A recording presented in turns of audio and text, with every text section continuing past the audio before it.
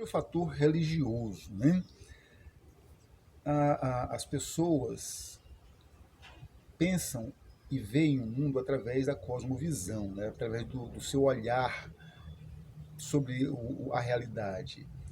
E a religião tem esse condão, ela tem o poder de entrar no coração das pessoas. O Estado pode chegar até a porta, a mídia, a arte pode chegar até os ouvidos da pessoa, até a mente da pessoa. Os professores da educação também conseguem chegar até a mente das pessoas. Mas só quem consegue penetrar até o coração do sujeito é a religião, é a fé, é a maneira como ele olha para o mundo através do olhar de Deus, né, por assim dizer.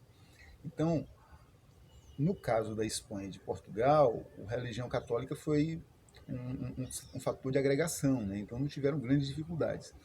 Mas o catolicismo, né, a religião católica, que foi predominante no mundo medieval europeu, ela tem uma característica interessante, que ela faz uma espécie de mix, né, que alguns chamam de sincretismo, ela sincretiza diversos interesses religiosos, diversos interesses locais, e traz todo mundo para dentro da religião católica como se fosse uma grande arca de Noé. Não no sentido de chamar os católicos de bichos, né? Mas uma arca de Noé porque tem uma amálgama de muitas religiões com matizes diferentes, e a fé católica acaba sendo o elemento de ligação entre esses elementos, né? Mas o que acontece é que tanto a França quanto a Inglaterra, a gente olhando assim muito superficialmente, são dois países de gente branca, mas não é bem assim. França e Inglaterra são nações multiétnicas. Dentro da Inglaterra existem várias etnias, normandos, germanos, né, saxões, celtas, bretões, que são a maioria, por sinal, por isso chama Grã-Bretanha. A França é a mesma coisa, você tem gauleses, você tem francos, germanos, você tem flamengos, um monte de gente, né? Um monte de gente que forma a França. E essas pessoas têm traços culturais, originais, tanto na Inglaterra quanto na França. E o catolicismo não conseguia abrigar todos os interesses dessa multietnicidade, né? Então havia muitos conflitos, muitos senhores feudais que ficavam na dúvida, né, naquela divisão. Para ele poder manter a ordem nos seus feudos, precisava ceder em muitas coisas os interesses do povo. E quando cedia os interesses do povo, a igreja considerava aquilo como heresia. Se você for olhar a história das heresias medievais, você verificará que a imensa maioria das heresias aconteceu na Inglaterra e na França, justamente nesses dois países. E por que acontecia a heresia ali? Por causa dessas questúnculas culturais, da multietnicidade desses dois países.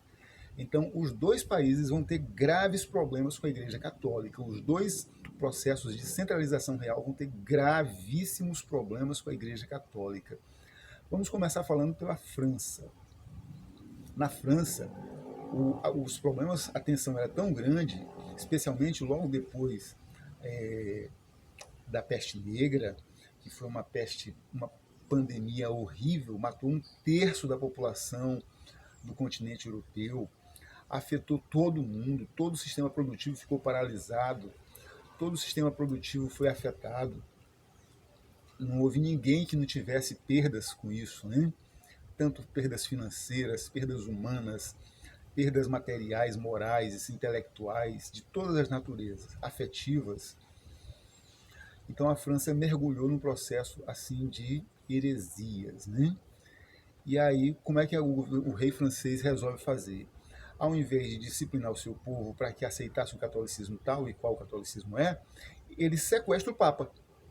Ele impõe a eleição de Clemente como Papa e obriga o Papa a mudar de Roma para Avignon, uma cidade ali no centro-oeste da França. E esse período, o Papa ficou ali por 70 anos. É conhecido na história da Igreja Católica como, entre aspas, exílio babilônico, porque imita o tempo que os hebreus ficaram na Babilônia, também conhecido como exílio de Avignon. E aí o que Roma fez? Roma não reconheceu mais o papado de Clemente e elegeu outro papa. Então você teve dois papas. Isso passa também a ser, por causa disso, conhecido como cisma do Ocidente. Então a Igreja Católica acabou sendo dividida. E até hoje existem resquícios disso, porque a Igreja Francesa é uma igreja completamente insubmissa, uma igreja refratária, uma igreja cheia de problemas com a Igreja de Roma. E tanto assim que o catolicismo na França é um dos países onde o catolicismo é mais frágil, é na França. E as heresias continuaram acontecendo. Heresias como dos valdenses, dos huguenotes, dos calvinistas, o presbiterianismo. Foi um monte de heresias que acabou fracionando a igreja cristã dentro do território francês.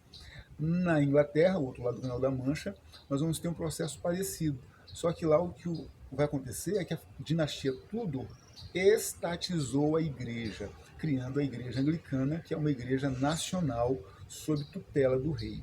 Então note que a religião acaba contribuindo para o fortalecimento dos reis e também como um fator de amálgama, um fator de ligação no interior da sociedade.